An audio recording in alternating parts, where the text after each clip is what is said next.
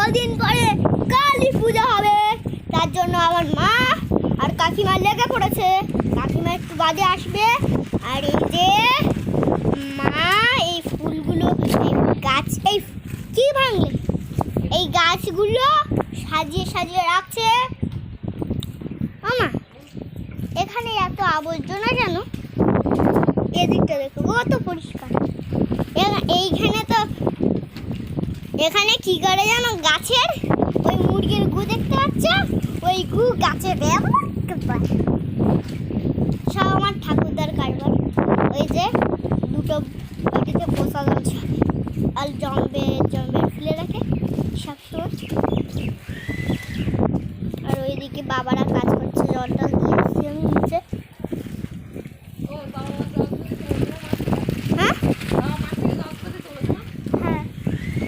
হ্যাঁ দেখো এই মাঠ পুরো ভিজে, তো কি অবস্থা হয়েছে।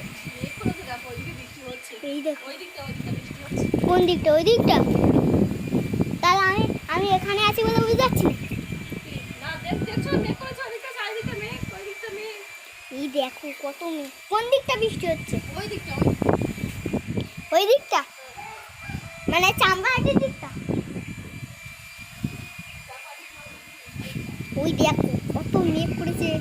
আমার তো এইখানে দাঁড়ালেই, ওই দিকে তাকালেই আমার ভয় করে।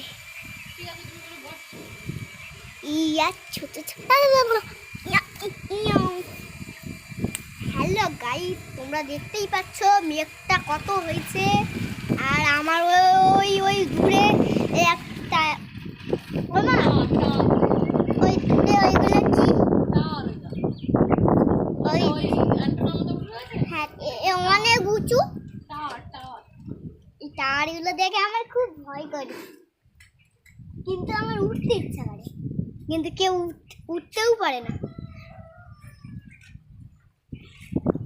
আর এত উঁচু থেকে আমার দেখতে খুব ভয় করে।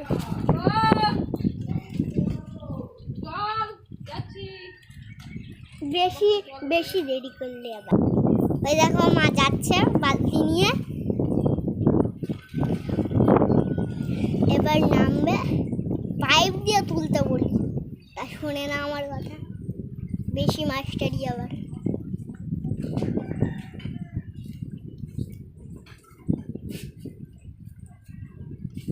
ওই দেখো পচা খালের জল, তাই তুলবে।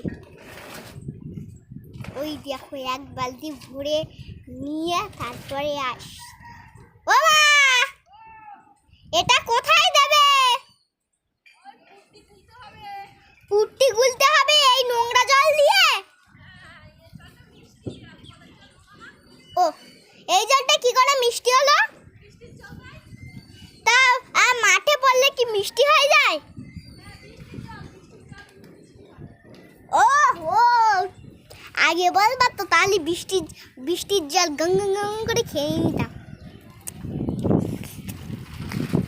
আর ওইদিকে কাকিমা চলে এসছে। ওই যে এখন টবগুলো সাজাচ্ছে। আর এই যে আমাদের মুরগির ঘর, আর ওই যে নিচে গু, আর ঠাকুরদা এখানে দেবে, আর গাছগুলো মরে যাবে।